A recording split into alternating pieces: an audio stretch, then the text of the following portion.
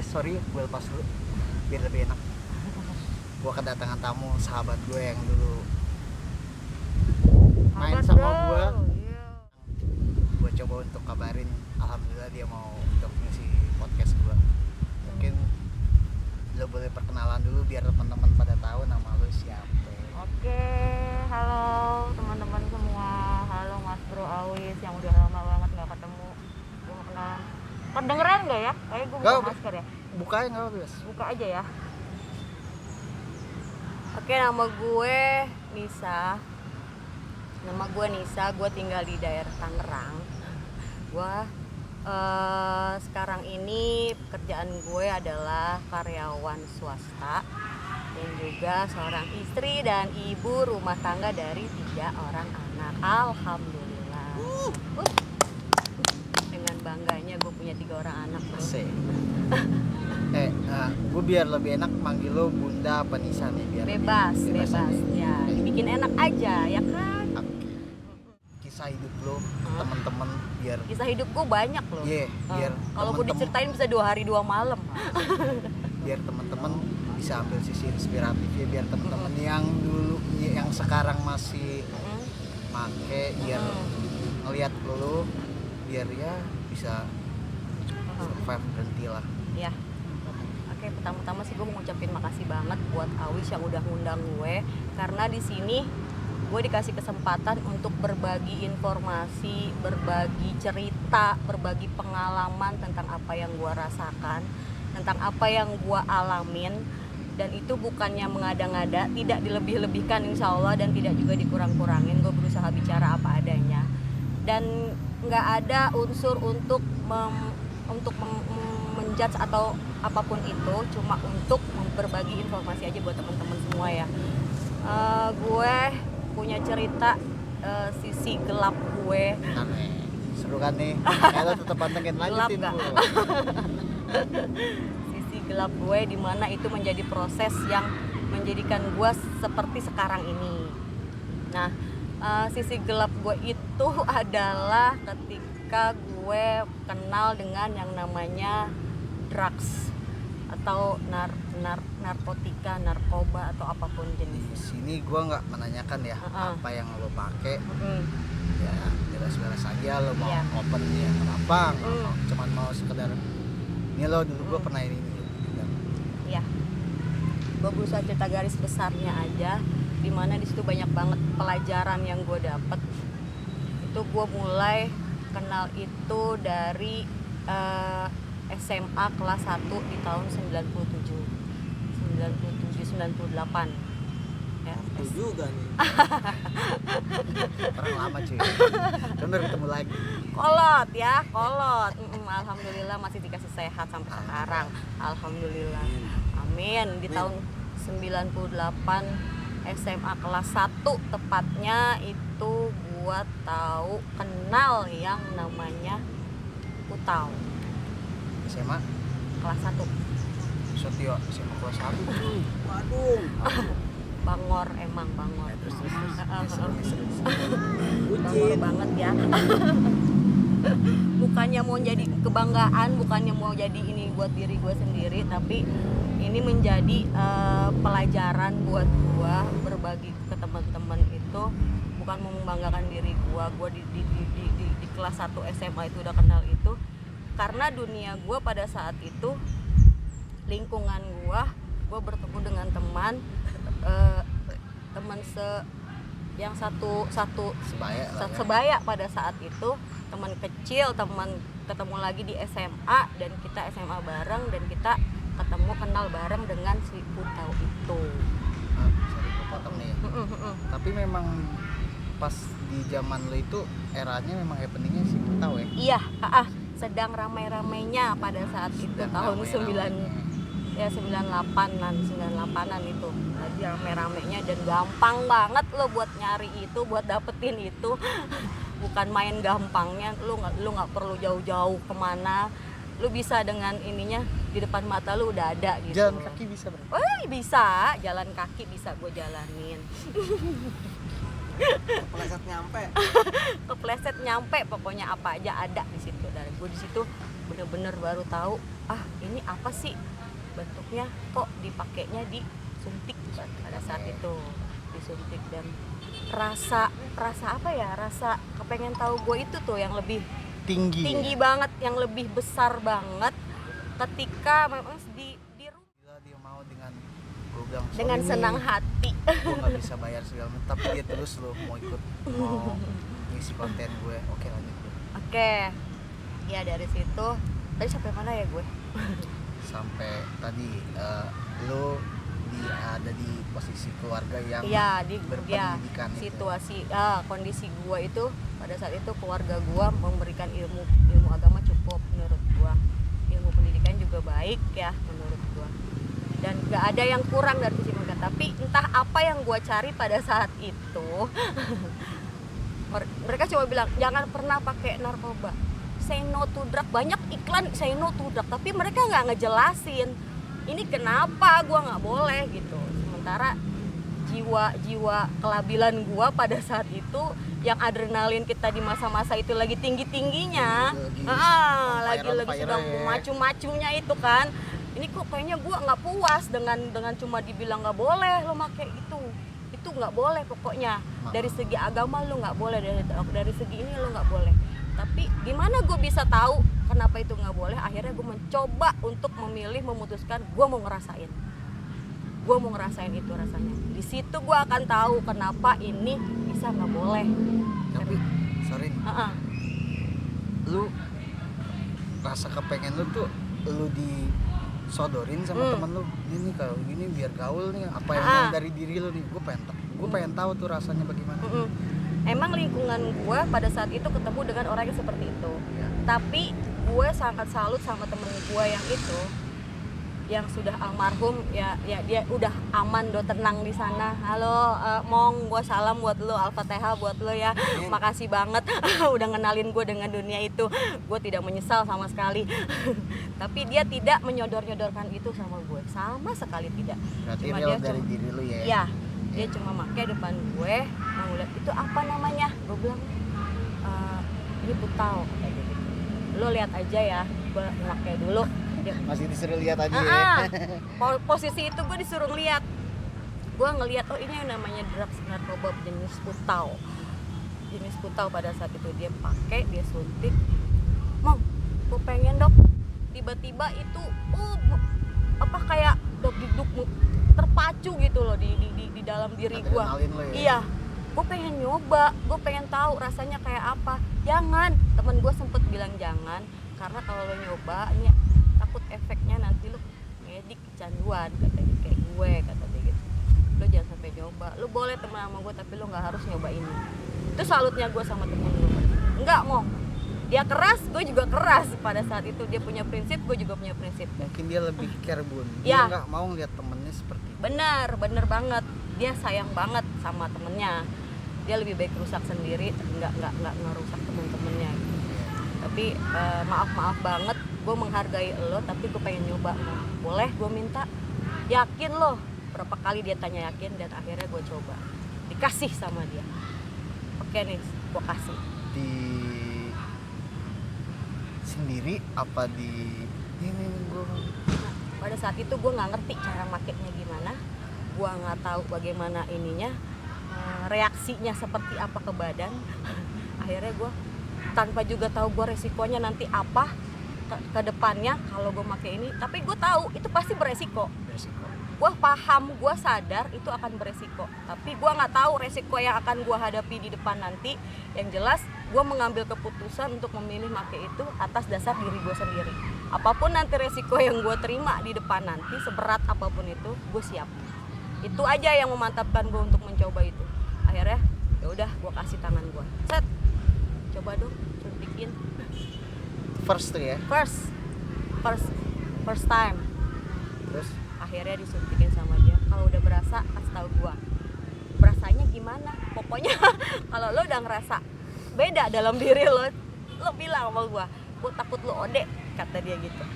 Ya gue kan nggak pernah coba ya. Ya pada saat itu gue pernah tahu yang namanya itu baru sebatas putih, andep, Terus sama herbal ya, daun hijau. Kalau hijau minum putih itu udah pernah gue rasain. Ini baru ketemu menurut gue, dan ini baru buat gue gitu. Akhirnya gue siap. Ntar gue kasih tahu rasanya kalau udah berasa. Akhirnya terus dipompa, udah gini. Berasa nggak? Enggak. Gue bilang enggak. Tapi lu udah yang begini. Iya, yang hampir nggak normal lah Iya, ya gitu ya. Terus Secara nggak langsung badan gue udah otomatis tangan gue bergaruk-garuk, dan itu ternyata adalah reaksi kimia dari si putau itu sendiri. Itu lo udah berasa berarti, kata dia. Udah ya, kata dia. Oh ya udah, oke ini. Gue di situ benar-benar merasakan indahnya hidup. Beneran deh. Nih kalau memang dibilang lebay berlebihan, emang berlebihan, tapi itu yang gue rasain pertama kali enteng banget. Secara kayak gak ada beban di dalam diri gue, nggak ada lagi tuh pikiran-pikiran yang mengganjal dalam pikiran gue. Lepas semuanya, dan gue ada setinggi-tingginya di atas pokoknya setinggi-tingginya. Langit ketujuh. Langit keberapa gue nggak tahu. Monyet ke di atas. Kali ini penonton lumayan banyak nih bro di podcast gue nih, jadi ya begitulah. Ini angkot sialan emang bisik. Itu awal mulanya. Terus oke kan lu sempat mencobakan si putau tuh. Iya. Terus lu stop sejak kapan? Berhenti lah ya. Berhenti total lah ya. Total berhenti putau pada saat itu di tahun 2002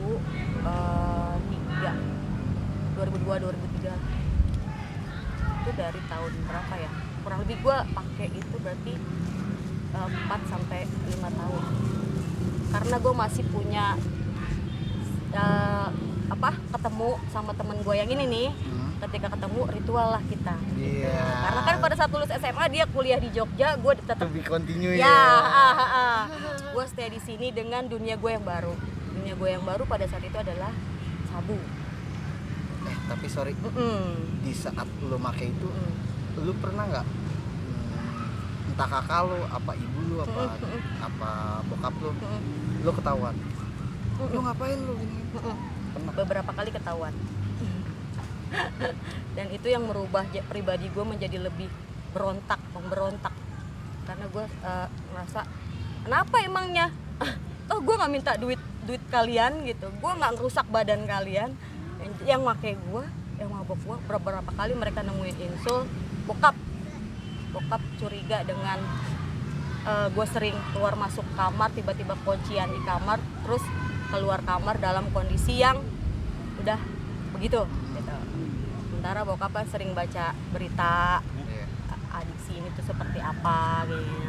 Nah itu mungkin ada kekhawatiran sendiri dari bokap, dan akhirnya dia menggeledah kamar gue tanpa sepengetahuan gue. Dia nemuin itu gitu, alat suntik di dalam kamar gue.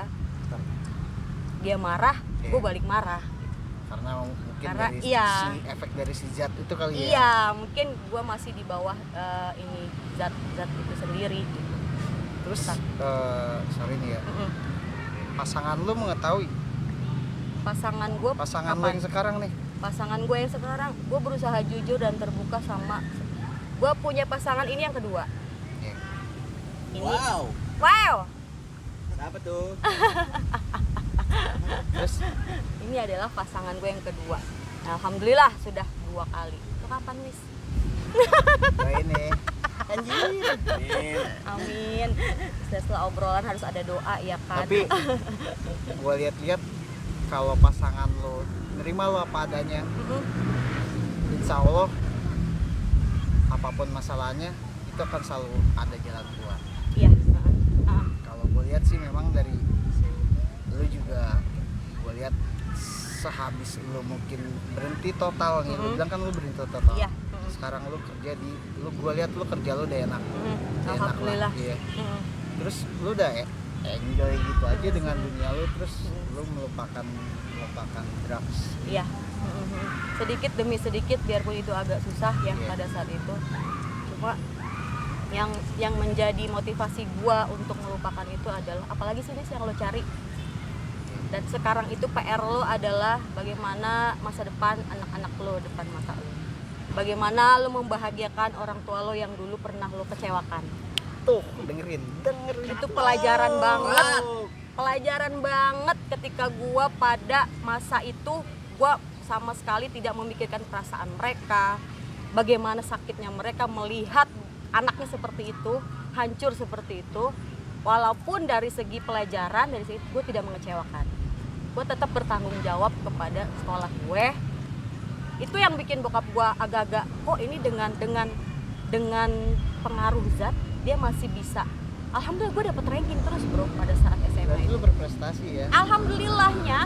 Alhamdulillahnya gue berprestasi. Bukannya mau nyombong ya guys, tapi memang kelebihan yang gue dapat dari orang tua gue, dan itu tertanam bahwa pendidikan buat bokap gue adalah nomor 1. Karena nanti bokap mati atau nggak ada, yang ditinggalkan bukan harta atau apa tapi ilmu. Itu yang makanya gue harus tetap sekolah dengan benar, gue harus tetap masuk dalam kondisi ngedur, pedau atau apapun itu juntai. Tapi gue duduk manis sambil bergaruk-garuk, gue ikutin semua pelajaran, gue ikutin semua guru ngomong, gue tetap simak. Mau itu masuk, mau enggak akhirnya keluar lagi atau bagaimana, yang jelas kita ada di situ diem. Sorry nih. Lu make berapa orang? Gue make biasanya minimal 2 orang. Yang tersisa sekarang masih? Yang tersisa sekarang teman gue yang masih ada, ada 1 orang masih ada. Sampai sekarang masih ada, Masih berkomunikasi? masih komunikasi kita, dan alhamdulillah dia juga sudah baik-baik saja, sudah melewati masanya. Lama ya? Kita ketemu lagi dalam kondisi yang sudah berubah gitu. Nonton gue tuh, lihat banyak sekarang men. Sialan nih angkat berisiknya anjing. Terus gini, kan lu kan melewati itu kan nggak mudah ya Bun ya. Lu ada nggak dapat dukungan dari keluarga lu? Ayunis lu keluar dari zona ya. Apa mungkin sampai keluarga gue bilang, bahasa bokap gue itu udah disebut komunitas jahanam kamu. Sadis kan bahasa bokap gue itu pada saat itu. Kenapa komunitas jahanam kamu? Ayolah, kamu itu sebenarnya punya sisi bagus, tapi karena terpengaruh oleh lingkungan, bokap gue tetap menyalahkan lingkungan. Betul. Ya, nomor 1 adalah lingkungan, Iya. kata dia.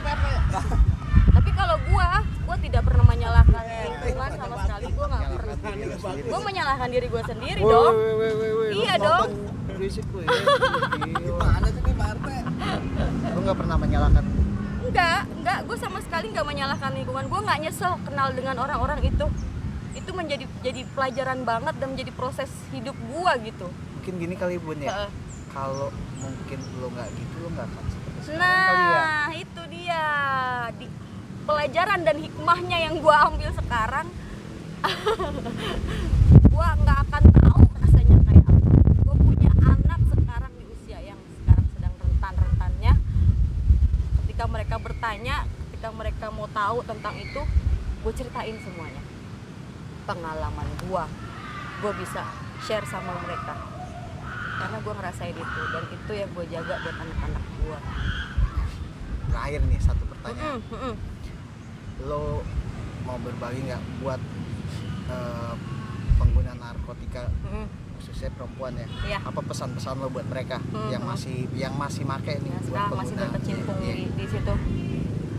Buat teman-teman yang masih berada di dunia itu, di lingkaran itu, terutama perempuan, satu pesan gue, jangan terlena dengan keindahan, kenyamanan yang lo dapet pada saat lo kena adiksi.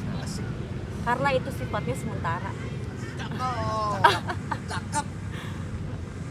Cobalah lo untuk keluar dari itu, bahwa ada kebahagiaan yang lebih indah di luar sana tanpa lo harus menggunakan itu. Perempuan, dan untuk efek kesehatan buat kita sendiri, terutama perempuan yang rentan dengan penyakit, itu sangat berbahaya. Meskipun sekarang ini gue merasa tetap produktif karena gue masih punya anak 3, padahal banyak yang bilang efeknya akan lu nanti mandul atau apa, lu nggak akan punya anak karena banyak zat yang masuk ke dalam ini lo, atau lu kanker atau apa, banyak yang bilang begitu. Alhamdulillah gue sehat walafiat ya. Itu buat perempuan-perempuan yang sedang berada di dunia itu, sekarang pesan gue itu aja. Ketika lu menemukan kesempatan titik lu untuk berubahlah. Berubah. Karena belum tentu kesempatan itu datang kedua kalinya. Seru ya teman-teman ya. Temen gue ini ceritanya bener-bener gila. Bener-bener dramatisir. Mungkin teman-teman juga nanti bisa ambil sisi baiknya. Ya mudah-mudahan ada yang bisa dipelajari. Lo masih pada begitu, ya lo belajar juga dari curahan sia-sia, curahan dari Indonesia ini. Oke, mungkin makasih banyak Bun, gua udah ganggu waktu lu. Sama-sama Lu juga bro. udah nyasatin buat ya mungkin nyolong-nyolong jam kerja kali lu ya. Oke, mungkin cukup sampai sini aja podcast ngobrol santai gua. Mungkin kita ketemu di sesi berikutnya. Thank you. Oke bro, dah. Sehat semuanya.